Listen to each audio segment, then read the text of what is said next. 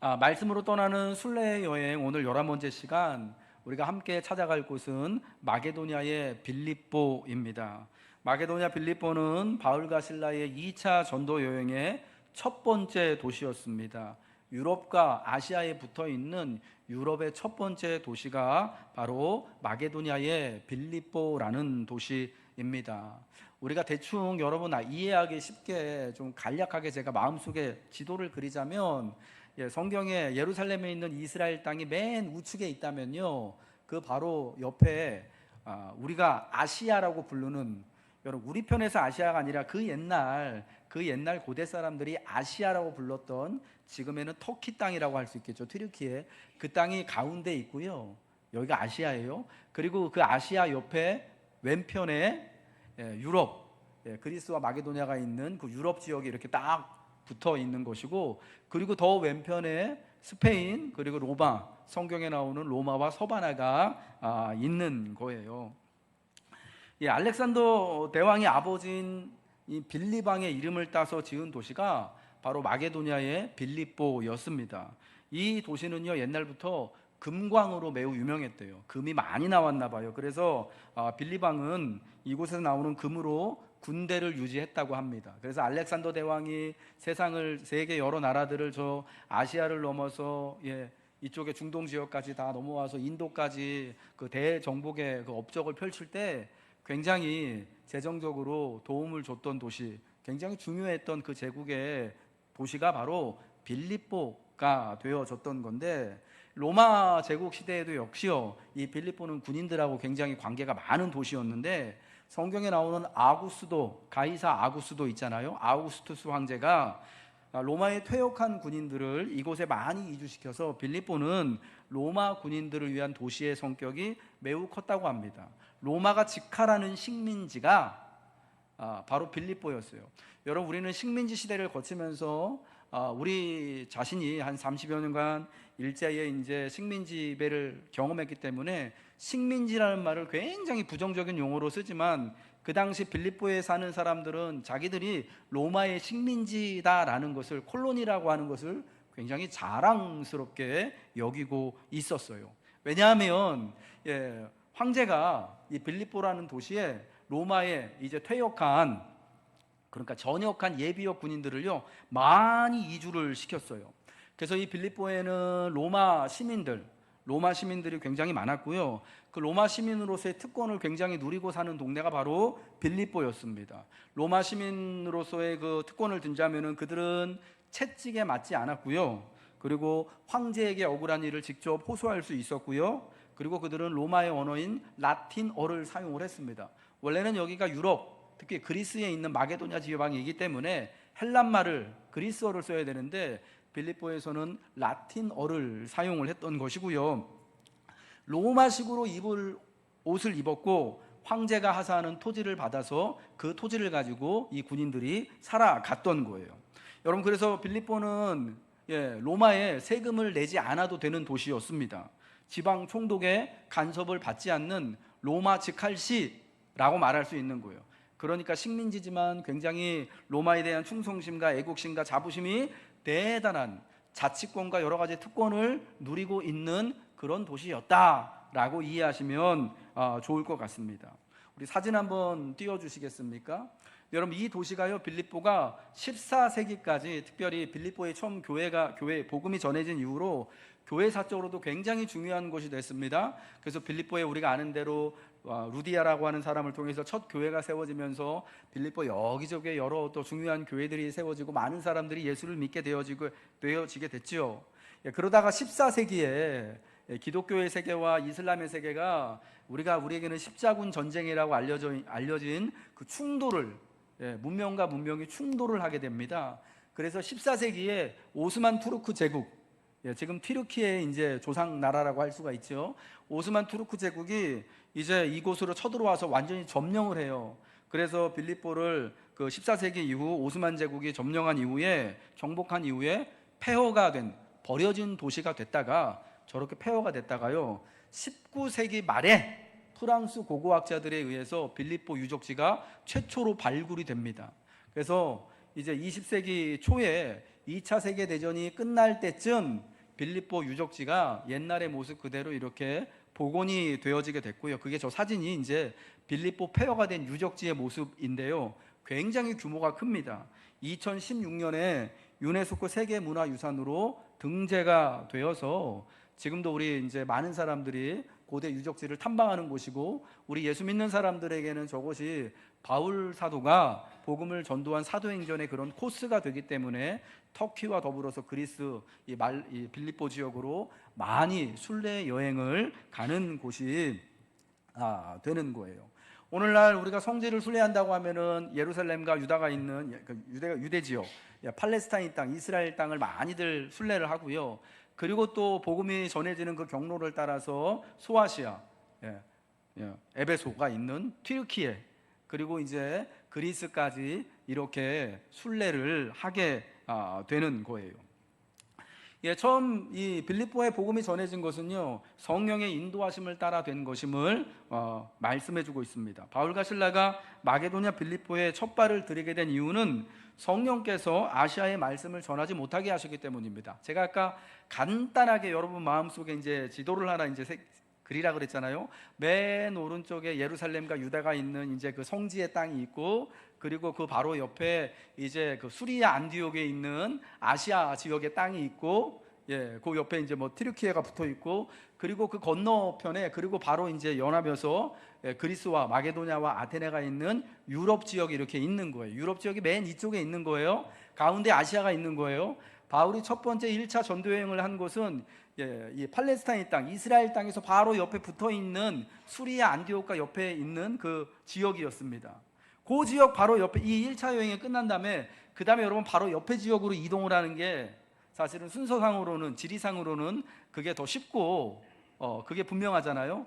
그런데 성령께서 바로 옆 동네 아시아로 가는 것을 금하시는 거예요. 말씀을 전하지 못하게 하셨다라고 성경이 말씀하고 있습니다. 무슨 이유였는지는 모르겠습니다. 뭐 오늘날처럼 마치 코로나 전염병이 나가지고 그 동네는 가지 못하게 됐는지, 아니면은 모르겠어요. 로마 제국이나 뭐 이제 그 당시에 이제 권세자들이 뭐 이런 뭐 통행을 제한했는지는 모르겠는데, 어떠한 이유로 인해서 아시아를 가지 못하게 됐는데, 이것을 사도들은 성령이 아시아에서 말씀을 전하는 것을 막은 것으로 보았습니다. 그러다가 어느 날 밤의 환상 중에 마게도냐 사람 하나가 나타나서, 아마 그 사람이 입은 복장을 보니까, 말하는 것을 보니까 그리스 사람이라고 추정을 할 수가 있었을 것 같아요. 그 사람이 나타나서 건너와서 우리를 도우라 라는 환상을 봅니다. 바울과 실라는 이를 하나님께서 저 사람들에게 가서, 그러니까 마게도냐 사람들에게 가서, 유럽 사람들에게 가서 복음을 전하라고 부르시는 줄 알고 성령에 순종해서 찾아간 곳이, 아시아를 이제 건너뛰고 찾아간 곳이 그 첫 번째 도시가 마게도냐의 빌립보였다라는 거예요.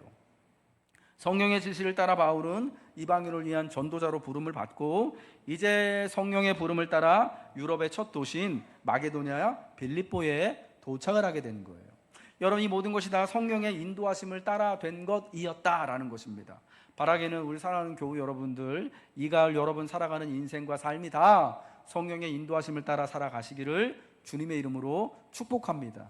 특별히 성령이 여러 가지 상황과 환경과 여건을 통해서 여러분을 인도하시고 말씀하실 때, 이것이 성령이 나에게 말씀하신 줄로 알고 깨닫는 것, 그것이 너무너무 중요해요. 바울이 빌립보 교회에 쓴 빌립보서 1장에 보면은 이런 말이 있어요. 너희의 사랑에 지식과 선한 일을 분별할 수 있는 은혜를 하나님이 베푸시기를 내가 간절한 마음으로 기도한다라고 말합니다. 사랑이 너무너무 중요하지만은 이 사랑이 정말 이 지식과 분별할 수 있는 선한 지식을 허락하여 주셔서 분별 있는 사랑을, 그래서 하나님의 뜻을 분명히 깨달을 수 있기를 바울이 빌립보 교인들을 위하여서 기도하는 것을 봅니다. 우리도 여러분 그렇게 기도해야 할 것이에요. 성령의 인도하심이 우리 모든 믿는 자들에게 있는데, 특별히 성령의 인도하심을 하나님의 선한 지식을 따라 바로 분별하고 사랑을 따라 분별하여서 우리가 행하는 사랑의 모습이 더욱 절실하여지고 더욱 풍성하여지도록 하는 것이 하나님이 여러분에게 베푸고자 하시는 성령의 은혜이고 인도인 줄로 믿습니다. 오늘 그래서 이 사도행전 16장에는요, 빌립보에서 있었던 이 놀라운 이 성령의 인도를 따라갔던 빌립보에서 어떻게 복음이 전해지게 되었는가를 아주 구체적으로 예를 들어서 말씀해 주고 있습니다. 이 도시의 첫 번째 회심자는 자주 옷감 장사 루디아라고 하는 여인이었습니다. 바울과 실라가 어느 날 이 땅에서 정말 이곳에서 기도하는 사람들이 있나를 확인하려고 찾아간 곳에 루디아라고 하는 여자와 여러 여자들이 모여서 기도하고 있는 것을 봅니다. 하나님께. 그래서 그들에게 하나님의 말씀, 그리스도 예수의 복음을 전하는데 루디아의 마음이 열려요. 하나님이 그 마음을 열어주셨습니다. 이것이 성령의 첫 번째 인도하심이었죠. 그리하여 루디아가 바울과 실라 일행을 자기 집으로 강권하여 데려다가 먹이고 재우고, 거기서 그래서 처음 빌립보의 교회가 이루어지게 되는 겁니다. 또 두 번째 또 복음이 전해진 이야기는 빌립보에 점치는 귀신 들린 여종의 이야기였습니다. 바울과 실라가 이 점치는 귀신 들린 여종을 귀신을 내어쫓고 온전케 하는 일을 통하여서 하나님의 복음이 전해지게 하셨습니다. 그리고 세 번째 복음이 전해진 얘기는 바울과 실라가 이 점치는 귀신 들린 여종을 자유케 한 사건으로 인해서 감옥에 갇히고 매를 맞게 됐는데, 그 감옥에서 그 감옥을 지키고 있던 간수에게 복음을 전해서 그 간수와 그의 가족이 그날 밤에 예수 믿고 세례받아서 또 빌립보 교회의 성도가 되었음을 우리에게 말씀하여 주고 있습니다. 저는 특별히 오늘 이 두 번째 있었던 이 사건, 점치는 귀신 들린 여자에 관한 이야기를 통하여서 하나님의 인도하심, 성령의 인도하심과 복음이 어떻게 빌립보에 구체적으로 전해지게 되었는지를 여러분에게 구체적으로 자세하게 말씀드리고 싶어요. 어느 날 바울과 실라가 기도하는 곳에 가다가, 그러니까 예수 믿는 사람들이 모여 있는 곳에 가기 위해서 길을 나섰어요. 루디아의 집을 나섰습니다. 그래서 빌립보 거리를 걷고 있는데 점치는 귀신 들린 여종 하나가 이 바울의 일행을 만난 거예요. 그러자 그가 바울과 일행을 따라다니면서 이 여자가 소리를 지릅니다. 이 사람들은 지극히 높은 하나님의 종으로 구원의 길을 너희에게 전하는 자라. 근데 이게 하루만 그런 게 아니라 여러 날을 그런 거예요. 그죠? 이같이 여러 날을 바울을 볼 때마다, 바울의 일행을 볼 때마다 이 사람은 지극히 높은 하나님의 종으로서 여러분에게 구원의 길을 전하는 자입니다 라고 막 크게 소리를 친 거예요. 막 그 빌립보 거리에서 많은 사람들이 막 다 듣도록 난리가 난 겁니다. 여러분, 이 일로 인하여서 어떻게 됩니까? 바울과 실라는 처음에는 무시하고 이렇게 갔다가 이게 일이 여러 날 되니까 바울이 심히 괴로워서 예수님의 이름으로 이제 그 귀신에게 명합니다. 예수님의 이름으로 명하노니 그에게서 나와라. 돌이켜 내가 내게 명하니 그에게서 나오라 하니 즉시로 귀신이 그녀에게서 나오게 되고 귀신에 매여 있던 여자가 온전케 되어지는 놀라운 이제 사건이 벌어지게 됩니다. 여러분, 이 사건을 통해서 우리가 먼저 깨달을 수 있는 것은 복음은 우리를 자유케 한다라는 거예요. 복음은 우리에게 참 자유를 가져다 주신다라는 거예요. 이 점치는 귀신 들린 여종은요, 두 가지 면에서 이중적으로 속박 상태에 있었습니다. 자유가 없었다라는 거죠. 첫 번째는 그녀는 귀신 들린 상태였습니다. 자기의 마음이 자기의 것이 아니었습니다. 온전하지 못했습니다. 귀신에 이끌려서 성경에 말씀하는 그 어린아이처럼 귀신이 불에 끌면 불로 들어가고 물에 끌면 물로 들어가고, 귀신이 하는 말에 귀신이 또 이끄는 대로 점을 치고 하는 일을 했던 사람이었다라는 거예요. 또 한 가지, 두 번째 속박은 그녀는 그런데 종이었다라는 거예요. 이 사람은 무슨 일을 하는 사람이었습니까? 귀신 들린 여자였는데 종이었어요. 점치는 일을 해서 돈을 벌었습니다. 요즘 말로 하면 사람들이 사주를 봐주고 팔자를 봐주고 결혼운, 연애운 이런 거 봐주고, 요즘 사람들 그런 거 되게 좋아하잖아요. 사업은 뭘 했으면 좋겠습니까? 어떤 사람을 만나야 좋겠습니까? 내가 이런 사람하고 만나려고 하고 정말 사업을 같이 하려고 하는데 이 사람 믿을만 합니까? 이런 거 와가지고 사람들이 다 물어본 거예요. 우리가 오늘날 그러는 것처럼. 그러면은 이 점치는 이 여인이 자기 안에 있는 귀신이 이제 되게 용했나 봐요. 좀 신령했나 봐요. 그거를 다 알려줘서 돈을 벌었는데, 그런데 이 여자가 종이었거든요. 그래서 그 돈 번 것을 자기 주인들에게 다 이익을 갖다 주는 여러분, 그런 상황 가운데 있었다라는 거예요. 귀신 들린 일을 통해서 돈은 열심히 벌었는지 모르겠지만 그거를 다 자기가 속박되어 있는 상태였기 때문에 주인들에게 다 이익은 다 뺏기는, 여러분, 그런 상황이었다라는 거예요. 여러분, 이 여인을 보면서 바울은 매우 괴로웠다라고 말씀하고 있어요. 그가 바울과 우리를 따라와 소리질러 이르되 이 사람들은 지극히 높은 하나님의 종으로 구원의 길을 너희에게 전파하는 자입니다 라고 하니까, 이같이 여러 날을 하니까 성경에 말씀하는 것처럼 바울이 심히 괴로웠대요. 그래서 예수의 이름으로 명하여서 귀신을 쫓아내죠. 여러분, 바울은 왜 괴로웠을까요?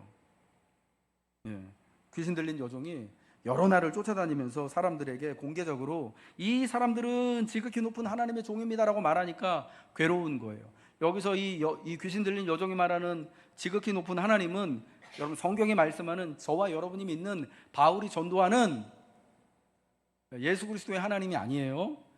이 마게도냐 사람들, 빌립보 사람들이 믿고 있는 올림푸스의 여러 신들, 고위 신들을 말하는 거지, 우리가 알고 있는 지금 바울이 전하는 예수 그리스도의 하나님이 아니라는 거예요. 아마 그래서 괴로웠을지도 모를 것 같아요. 그런데 사실 괴로웠던 이유는 뭐냐면, 요즘 말로 하면 스토킹을 당하는 거예요. 공개적으로. 아무리 내가 나를 좋아하고 나를 사랑한다고 그러고 내 곁에 있어주기를 기뻐한다고 해도, 나한테 뭐 여러 가지 막 좋고 근사한 것으로 막 다 많이 가져다 준다 해도, 여러분, 어떤 사람이 매일매일 진짜 내가 쉬는 시간이나 내가 어딜 가든지 간에 내가 집에 있을 때조차도 막 쫓아오고 찾아오고 그러면은 여러분 얼마나 힘들고 괴롭겠습니까? 요즘은 스토킹, 그걸 스토킹이라고 그러잖아요. 그게 범죄잖아요. 내 의사와 관계없이 나한테 막 이렇게 막 강압적으로 이렇게 막 마음을 표현하는 것조차. 바울이 그런 괴로움을 느꼈던 거예요. 게다가 이 귀신 들린 여자가 하는 그 말이 다 옳지도 않고 하는 그런 마음을 알기 때문이죠. 그래서 사실은 이 빌립보 거리를 지나다니는데 꽤나 불편한 상황이 됐던 거예요. 게다가 바울은 이 여인이 귀신 들린 그 상황이 너무 괴로웠던 거죠. 귀신 들린 상태에서 막 바울과 실라를 보면서 소리치는 이 여인, 그 귀신에 사로잡혀서 괴로워하고 있는 모습을 바울이 아마 보았던 것 같아요. 이 젊은 여인의 괴로움이 무엇인지를 깨닫기 때문에, 그리고 이 여인이 이제 만약에 온전케 된다면 그 일로 인해서 빌립보에서 자신에게 어떤 일이 벌어질지도 모른다라는 이런 그러한 사실은 걱정도 있는 거예요. 왜냐하면 이전에 이와 같은 일들을 바울이 다른 전도지에서도, 다른 도시에서도 괜히 호의를 베풀었다가 복음을 전했다가 사람들한테 미움받고 돌맞아 죽을 뻔한 적도 있고, 쫓겨난 적도 있고, 또 사람들 앞에 또 세워서 이렇게 재판받은 적도 있지 않았겠습니까? 여러분, 그래서 이게 정말 별일 아닌 것처럼 보이지만, 나쁜 일은 하나도 하지 않은 것처럼 보이지만, 이전의 경험에 의지해서 추측해 보건대 분명히 이 여자를 성령의 인도하심을 따라서 고치게 되면, 귀신을 쫓아내면 무슨 일이 일어날지가 예상이 되는 거예요. 그러니까 여러분, 왜 괴롭지 않겠습니까? 아무튼 그럼에도 불구하고 지금 그녀가 당하는 괴로움이 어떤 것인지를 너무나 잘 알기 때문에 마침내 바울은 예수님의 이름으로 귀신을 쫓아내고 그녀를 온전케 한 것이죠. 여러분, 그 결과가 어떻게 되었습니까? 귀신 들렸던 여자는 귀신으로부터 자유함을 누리게 되었는데, 그 귀신을 쫓아냈던 바울과 실라는 귀신을 쫓아냈다라는 이유로 말미암아서 사람들에게 붙잡혀서 매맞고 감옥에 갇히게 되었습니다. 그것도 정말 감옥에 갇혔는데 너무나 고통스럽게 발에, 오늘 성경에 착고에 채워졌다고 하는데, 발에 채는 족쇄 있잖아요. 발 꼼짝 못하게, 도망가지 못하게 발에 족쇄가 채워져서 감옥 깊은 곳에 갇히게 되어지는 어려움을, 참 그 큰 순환을 복음으로 말미암아 당하게 되었던 거죠. 제가 아까 앞서서 말씀드렸지만 로마 사람들이 가지고 있는 특권 중에 하나가 뭐라고 말씀드렸죠? 황제에게 직접 호소할 수도 있고, 로마 사람들은 아무리 잘못해도 채찍에 맞지 않습니다. 매맞지 않아요. 채찍으로 맞으면 안 되는 거예요. 그런데 바울과 실라는 우리가 이제 알겠지만은 이 사람들은 로마 시민권을 가지고 있는 사람들이거든요. 날 때부터 로마 시민인 사람인데요. 근데 그런 것도 확인도 안 하고 막 매질을 당하고 감옥에 갇히게 되었던 거예요. 뭐 때문에요? 이 여인을 자유롭게 해주는, 이 여인을 온전케 해준 그 은혜로 인하여서, 그 사건 때문에 그렇게 된 거예요. 왜 귀신을 쫓아내는 것이 그렇게 감옥에 갈 일이고 매맞을 일이 되는 것입니까? 이 여인은 종이었다고 했잖아요. 귀신 들려서 점치는 일로 돈 벌어서 그 돈을 자기가 먹는 게 아니라 자기 주인들에게 상납하는 그런 불쌍한 여자였던 거예요. 근데 그런 이제 이 여자가 어떻게 됩니까? 이 귀신에서부터 자유롭게 되니까, 점칠 수가 없게 되니까, 그 여자의 주인들이 돈 벌 그 소망이 끊어지니까, 자기들의 이익이 끊어지니까 그게 화가 나가지고 괘씸해서 바울과 실라를 마치 자기 사유 재산을 침해한 그런 나쁜 사람인 걸로 해가지고, 이 사람들이 로마 사람인 우리가 받지도 못하고 듣지도 못하고 행하지도 못할 풍속을 전한다, 이 사람 때문에 우리 돈 번 게 다 없어지게 됐습니다라고 하는 것은 쪽팔려서 얘기를 못하고, 이 사람들이, 로마 사람들은 우리가 받지도 못하고 행할지도 못할 풍속을 전한다라는 이유로 때리고 감옥에 갇히게 했던 거예요. 여러분, 성경은요, 하나님의 복음의 능력은 이렇게 귀신에 둘러싸여 있던 여인을 자유롭게 하여 주시는 것이 하나님의 은혜이고 능력입니다. 점치는 귀신 들린 여종을 불쌍히 여겨서 귀신을 쫓아내 주었기 때문에, 그러나 또 바울과 실라는 감옥에 갇혀서 자기의 자유를 빼앗기는, 잠시지만 자유가 속박당하는 그런 일을 경험하게 됩니다. 귀신 들렸던 젊은 여자, 귀신의 지배 아래 있고 주인들과 돈의 권세 아래 놓여 있던 여자가 자유롭게 되는데, 그것은 그냥 공짜로 된 게 아니라 대신에 바울과 실라가 매를 맞고 감옥에 갇히는 것에 대한 대가로 그렇게 됐다라는 거예요. 그러니까 귀신 들렸던 이 여인을 대신해서 바울과 실라가 감옥에 갇힙니다. 자유를 주고 자유를 빼앗긴 거예요. 이게 여러분 굉장히 모순적인 것 같지만, 복음에 여러분 거기 복음의 은혜가 있고 복음의 권세가 있는 거예요. 복음은 자유롭지 않은 자들에게 하나님이 주시는 자유를 가져다 줍니다. 귀신에 사로잡혔던 이에게 자유를 줍니다. 세상 주인과 권세에 사로잡혀 있던 이에게 자유를 줍니다. 돈과 만몬의 우상에 사로잡혀 있던 이들에게 자유를 줍니다. 그러나 그 복음의 자유는 아무런 대가가 없는 것이 아닙니다. 대신 바울과 실라가 감옥에 갇히는 것입니다. 대신 우리를 자유케 하시기 위해서 그리스도 예수께서 십자가에 달려서 순환과 죽음을 당하신 것과 똑같은 것이죠. 여러분, 진정 자유롭기에 바울과 실라는 기꺼이 매를 맞고 감옥에 갇히는 거예요. 이게 성령의 인도하심을 따라 자유롭게 되어진 것임을 여러분 믿으시기 바랍니다. 여러 날을 그렇게 떠들었는데 괴롭다가 마침내 바울이 자기 자유의지로 하나님 주시는 은혜를 따라서 이 여인을 예수님의 이름으로 명하여서 귀신을 쫓아나게 된 거예요. 여러분, 그래서 감옥에 갇히게 되었습니다. 자유롭기 때문에 바울과 실라는 예수를 믿는 믿음 안에 있는 자유로운 사람들, 하나님의 자유로운 성도들이기 때문에, 진정 자유롭기 때문에 이 여인을 자유케 하고 그에 대한 대가로 자기들의 자유를 제한, 속박당하는 일까지도 겪게 되었다라는 것. 여러분, 오늘 우리 빌립보 사건에서는 이게 정말 중요하다고 생각합니다. 여러분에게 정말 말씀드리고 싶은 것이 여기에 놀라운 복음의 은혜가 있다라고 생각을 합니다. 여러분, 그러면서도 그 감옥에서조차도 발에는 족쇄가 채워지고 감옥 가장 깊은 곳에 갇혀 있는 그런 이 자유가 제한된 상황 가운데서도 자유롭게 되는 것이 복음의 은혜예요. 바울과 실라는 매를 맞고 감옥에 갇혀 있지만 그들의 마음과 정신은 자유롭기 때문에 그 감옥에서도 하나님을 찬양하고 기도하는 거 아닙니까? 그러자 하나님은 바울과 실라를 위해서 감옥의 문을, 지진을 일으키셔서 감옥의 문을 여시고 발에 묶여있던 족쇄와 그들을 올가매던 모든 것들을 다 풀어 놓으셔서 자유롭게 하시는 거예요.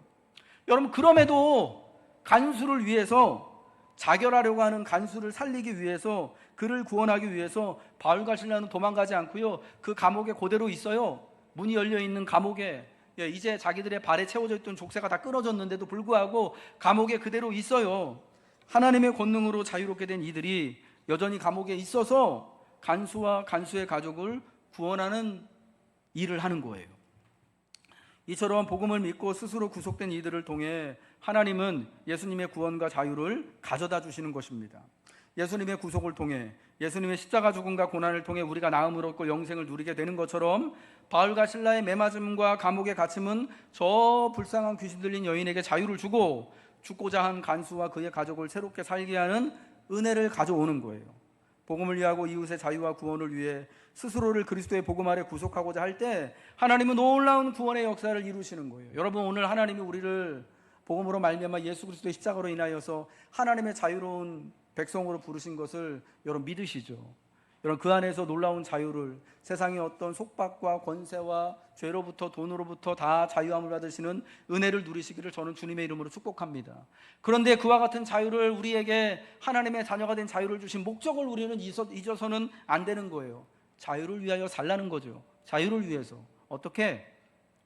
내 마음껏 내가 하고 싶은 대로 살라는 게 아니라 하나님이 이제 이 세상에 가져다 주시는 온전한 그 자유를 위하여서, 때로는 스스로 내 스스로의 자유를 좀 제한하고 속박하더라도 그 자유를 위해서 헌신하고 수고할 자유를 하나님이 우리에게 허락해 주신 거예요. 예수의 복음을 바로 영접하고 바로 믿은 증거는 저는 그래서 두 가지라고 말씀드리고 싶어요. 첫 번째는 예수를 믿음으로 세상의 모든 불의와 죄악과 권세로부터 자유롭게 되는 것이죠. 돈으로부터, 근심으로부터, 세상의 시험으로부터, 세상의 어떤 권세로부터, 억압으로부터 자유롭게 되는 거예요. 그래서 매를 맞아가면서도 버틸 수 있게 되는 거죠. 왜? 나는 자유로운 사람이니까.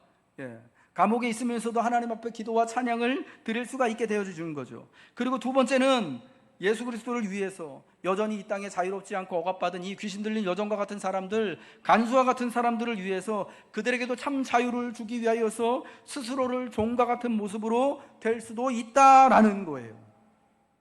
예수님이 주신 구원의 자유를 자유롭게 그 자신의 믿음으로 포기하고 희생할 수 있게 되는 거예요. 복음을 위해 스스로를 구속하여 살아가는 이들로 말미암아 그래서 세상에는 더 많은 구원과 자유가 넘쳐나는 줄 믿으시기 바랍니다. 우리에게는 그와 같은 자유와 권세가 있습니다. 믿음 안에 자유롭게 되는 것도 은혜입니다. 주와 복음을 위해 스스로의 자유를 제한하고 종으로 희생하고 헌신하며 사는 것은 그래서 어쩌면 더 큰 자유이며 은혜이다라는 겁니다. 진정 자유로운 자만이 자유를 제한하기로 선택하는 거예요. 사도행전 16장 28절에 간수에게 한 이 바울과 실라의 말을 한번 우리 같이 한번 따라하겠습니다. 시작. 바울이 크게 소리 질러 이르되 내 몸을 상하지 말라. 우리가 다 여기 있노라. 아멘. 억울하게 매맞고 감옥에 갇힌 바울과 실라, 감옥문이 열렸어요. 발에서 족쇄가 다 풀렸습니다. 억울하니까 감옥문 열고 나가면 되는 거 아니겠습니까? 그런데 간수를 위해서, 간수가 혹시 죽을까봐 간수를 위해서 감옥에 그대로 머물러 있는 거예요. 내 몸 상하는 것보다 저 사람의 몸이 상하는 게 훨씬 더 중요하게 다가오게 되는 것입니다. 여러분, 이것이 복음의 권세이고 능력이고 복음이 우리에게 주시는 하나님의 놀라운 자유인 줄 꼭 기억하시길 바랍니다. 세 번째로 마지막으로요, 귀신 들린 사람일지라도 하나님에게는 그 누구보다도 존귀하고 귀한 존재다라는 것을 이 이야기가 우리에게 분명히 보여준다라는 거예요. 여러분, 이 마게도냐에서 있었던 이 세 명의 이 복음을 듣게 된 사람들의 이야기 중에서 누구 때문에 빌립보에 복음이 누구 때문에 사람들이 더 예수를 믿게 되었을까요? 어떤 경우를 통해서 더 많은 사람들이 예수를 믿게 됐을까요? 루디아? 간수? 아니면 이 점치는 여자 귀신? 점치는 귀신 들리는 여자 이야기를 통해서? 저는 루디아 이야기, 루디아를 통해서 교회가 이제 세워졌기 때문에 그거를 개인적이라고는 볼 수 없겠지만, 간수와 간수의 가족이 세례받고 구원받은 것은 그의 가족에 국한된 거잖아요. 그런데 점치는 이 귀신 들린 여자의 이야기는 여러 날을 통해서 빌립보 사람들에게 다 그냥 공개적으로 드러난 일이 됐기 때문에, 여러분, 그 많은 빌립보 시민들에게, 특별히 자기를 로마 시민이라고 자랑하는 사람들에게 굉장히 복음을 듣기에, 복음을 받아들이기 굉장히 쇼킹한, 더 충격적이고 더 권세 있게 복음이 전해진 사건은 바로 이 여자의 사건이었다라고 저는 말씀드리고 싶어요. 여러분, 이 귀신 들린 여인은 주인이 여러 명 있는 종입니다. 로마의 식민지인 빌립보에 사는 사람 중에 가장 신분이 낮은 사람이었을 거예요. 누구도 중요하게 여기지 않고 거들떠 보지 않는 존재입니다. 여러분, 그녀가 귀신 들린 것은 사람들에게 연민과 동정의 대상이 아니었습니다. 어쩌면은 점치는 일을 하기 위해서, 그걸로 돈 벌기 위해서 그 주인들이요 억지로 귀신 들리게 했을지도 몰라요. 여러분, 이게 제가 너무 억측일까요? 근데 요 근래에 어떤 드라마들이나 영화 보니까 사람들 욕심 때문에, 욕망 때문에 고의로 귀신도 들리게 하고 악귀도 씌이게 하고 그래가지고 자기 멋대로 이렇게 막 그 조종하는 것들, 요즘 참 상상력들이 풍부해가지고 그런 드라마도 보고 영화도 보니까 충분히 그랬을 수 있을 것 같다라고 생각이 들어요. 아무짝에도 쓸모없는 비리비리한 여종이 하나가 있었던 사람들이 있다고 생각해 봅시다. 이건 제 이제 상상의 영역입니다. 그러지 않을 수도 있어요. 고의로 귀신 들리게 해가지고 점치는 일 시키는 거예요. 왜? 그게 돈 잘 버니까. 그래가지고 이익을 본 주인들이 있었던 거죠. 그러니까 누구도 이 여자를 연민하거나 동정의 대상이 아니었습니다. 더군다나 점쳐서 그 어려운 일을 해서 벌어들인 수익은 몸 상하고 마음 상하는 거는 이 여잔데, 다 주인들의 것이 되는 현실은 아무에게도 불공정한 것으로 받아들여지지 않는 상황이에요. 이 여인의 기능과 사회적 역할은 점치는 것이고요, 돈 벌어서 자기들 주인들의 이익이 되는 것이 전부입니다. 이거를 못하게 되면 이 여자는 아무것도 아닌 거예요. 그러니까 주인들이 화가 나가지고 바울과 신라를 붙잡아서 때리고 관리들에게 넘기고 감옥에 갇히게 한 거겠죠. 그 기능을 하기 위해 귀신 들려 점치는 것을 누구도 불쌍히 여기지 않아요. 오히려 바울이 그녀의 귀신을 내쫓고 온전하게 했을 때 그 주인들은 자기들의 이익이 끊어진 것을 알고 손해가 된 것을 알고 바울과 신라를 붙잡지 않습니까? 바울이 예수님의 이름으로 그녀의 귀신을 내쫓는 것, 그리하여 귀신에게 사로잡혀 점치는 일을 하는 이 불쌍한 여자를 온전케 하는 일은 그래서 빌립보 사람들에게 너무나 큰 충격이었을 거다라는 겁니다. 그때까지는 누구도 이 여자를 그렇게 귀하게 대하지 않았습니다.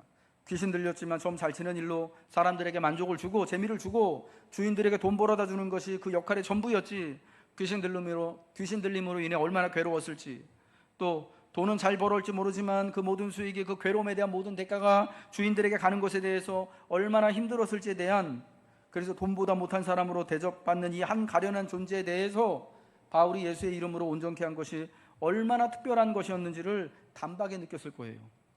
바울과 신라가 말하는 예수는 점치는 귀신 들린 종까지도 손을 내미는구나, 점치는 귀신 들린 여종에게까지도 자유롭게 살아가도록 하는 것이 예수님의 마음인가 보구나. 여러분, 이러한 마음의 울림이요 많은 빌립보 사람들에게 전해지게 되었고, 여러분, 저는 그로 말미암아서 많은 사람들이 루디아의 집에 있는 교회를 찾아오게 되었을 것이다. 특별히 이 여인과 같은 처지에 있던 사람들이 많이 그 교회를 찾아오게 되었을 것이다 라고 말씀드리고 싶어요. 예수님의 복음 안에는요 한 가련한 영혼에 대한 사랑과 자유가 있는 것입니다. 그 복음 안에 그 가련한 존재를 자유케 하고 사랑케 하는 은혜가 있기 때문에 여러분, 그 은혜와 사랑으로 인하여서 자유를 누리고 하나님의 사랑 안에 다시금 거하며 살아갈 수 있게 되는 거죠. 사랑하는 교우 여러분, 예수님의 복음으로 말미암아 저는 여러분이 세상의 권세와 돈의 얽매임으로부터 온전한 자유함을 누리시기를 소망합니다. 진정 자유로운 자들이 되어 더 많은 자유함과 은혜를 이 세상에 가져오기 위해 스스로의 자유를 제한할 수도 있는 그 자유와 또 믿음이 있으시기를 축복합니다. 점치는 귀신 들린 여종을 자유케 하신 하나님, 바울과 신라를 감옥의 매임으로부터 나오게 하신 하나님의 자유하는 은혜는 여러분의 삶과 믿음 안에도 동일하게 오늘도 역사하여 주실 줄로 믿습니다.